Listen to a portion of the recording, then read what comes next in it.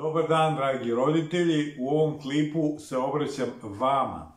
Dakle, vama, roditeljima, saučesnicima u kockanju, saučesnicima u samopropadanju, znači saučesnicima koji uključe emocije i koji pokušavaju sami svojim ogromnim neznanjem da pomognu, dakle, svoje deci i da pomognu sebi. I koji je krajnji ishod? Krajnji ishod je katastrofa. Sad kako to ide? Ide ovako.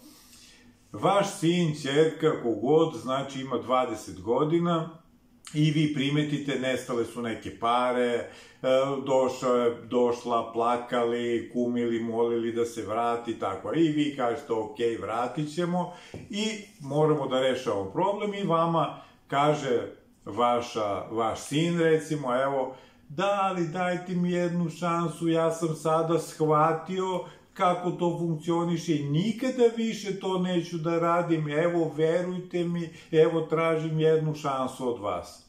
I vi šta radite? Vi kažete, ok, evo ti šansa, mi hoćemo da ti verujemo, vodi računa šta radiš i tako. I ta šansa vas košta negde, recimo, otprilike u proseku, ovo što mi radimo, oko 1000-1500 evra. I onda vi kažete šta je sad bilo? Pa to sam imao stari dug, pa nisam smeo da vam kažem, ne kockam ja, to je neki stari dug, sad mi pomozite, evo ja ću sada, na primjer, da se zakunem pred ikonom i neću, evo, kad se ja pred ikonom zakunem, nema šanse. I vi platite taj dug, on se zakune pred ikonom i vi kažete, dobro, sad smo rešili problem, zakleo se, i krene to 10 dana, znači dobro je, 15 dana, kao ok, sve u redu.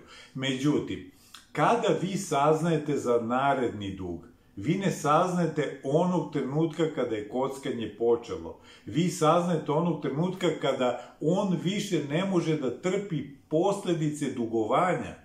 Znači, on se kocka paralelno i vi paralelno mislite da je sve u redu i onda kucne taj čas kada kaže, ja ne mogu više, treba mi pomoć, jao, pomozite mi. Vi kažete, pa zakleo se pred ikonom, pa jesam, ali tog dana je bilo oblačno vreme, padala je kiša, drugovi su me pozvali da uđemo i ja, eto, slučajno, a nisam hteo i stvarno, a sad sam stvarno odlučio. Evo, ali sad, nije kao prošli put i ovo, sad sam stvarno odlučio. I vi onda kažete, ne, mi ti više ne verujemo, ali on vas pritisne. Izmanipuliše vas malo i vi kažete, sad je dete stvarno odlučilo i sada dete stvarno hoće da prestane. I onda krenuli smo sa 20 godina i onda 25, ima devojku, u vezi je sve to i onda raskine sa devojkom i onda opet kocka i onda je došla zima i onda opet kocka, vi vraćate dugovanja i onda ima 30 godina, umeđu vremenu je napravio možda neku decu i tako dalje, spakovala žena stvari, otišla kod svojih, vi kažete valjda se sad opametio, valjda sada i uzmite na kraju ovog klipa papir i olovku da vas ne mrzi i zapišite koliko vas je koštalo svaki put kada ste hteli da verujete u raznorazna čuda da će bolesna osoba sama da prevaziđe problem. To je isto kao da trkač na 100 metara sa preponama se kvalifikovao za olimpijske igre, polomio nogu i onda on kaže svom tamo menadžeru, treneru, lekaru, ljudi, da vam kažem nešto, ja samo da istrčim ovih 110 metara, eventualno uzmem neku medalju i posle toga ću ja slomljenu nogu da stavim u gips i da krenem i vi kažete, dobra ideja, bravo. Znači, zajedno sa njegovim propadanjem propadate i vi na sve moguće načine. I onda vas ja pitam, ko će onda vama da pomogne?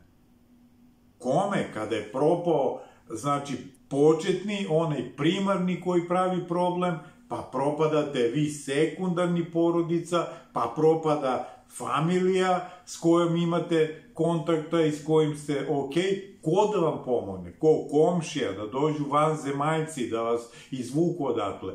Ne, nego onda kad ostanete bez svega, bez ičega, u dugovanjima, kada se nađete na tankom ledu, onda vi kažete zašto nismo bili pametni na vreme, mogli smo da ovo, onda nas zovete, pričate nam priče neke. Mene kad zovete na telefon, meni dođe, znači, da skočim kroz prozor.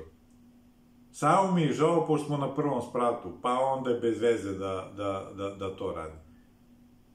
Moje dete ima problem sa kockanjem. Ja pitam, dobro, koliko to dete ima godina? Ima 43. Pa ko je crno dete? To je vaš sin, to s detetom nema blage veze. I šta ste radili? Pa evo on već 15-20 godina je u problemu. Ma nemoj, stvarno. A vi gde ste vi bili za to vreme? Šta ste vi radili da mu pomognete?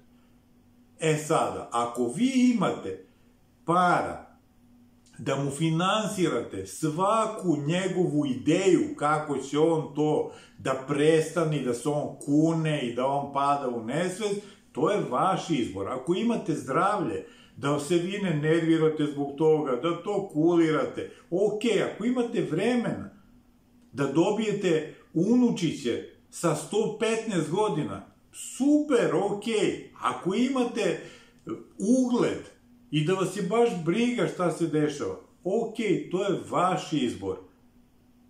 Ali samo da znate, i zato vam se obraćam u ovom klipu, da je sve više mladih ljudi kojima ne može da se pomogne. Tačka. Razbijeni su psihički. Znači, ne mogu da se sastave nikako. Kao kad uzmete čašu i puknete je dole o beton i nema šanse da je sastavite. Pa čak i da pronađete sve delove i sve da pronađete, nikad neće biti kakva je bila. Znači, nikada. Čak i u idealnom stanju. Znači, tim ljudima više ne može da se pomogne. I kada mi odbijemo i kažemo ne želimo da radimo, onda vi kažete, a zašto, a kako, a molim vas, mi kažemo zato što ne verujemo da on može da se izvuče. Pa svako može. Pa ne može svako. Razmislite malo, ovo vam govorim za vaše dobro, a vi to najbolje procenite i najbolje izmerite. Dok još imate kapacitete, dok još možete da spasite situaciju, ako možete. Ako ne možete, onda ništa, ne znam šta da vam kažem, nemam ni jedan savjet za vas. Onda nemam ni jedan savjet za vas. Razmislite, javite se, ja vas pozdravljam puno, želim vam svako dobro i nemojte da verujete osobi koja je bolesna. Slagaće vas, prevarit će vas, izmanipulisat će vas, a vi hoćete da verujete. I verujte jednom, a vi bi da verujete, kaže, ali sad je 26. put, verovatno će biti drugačije. Ništa, uživajte, evo ja vas pozdravljam puno, svako dobro i veliki pozdrav.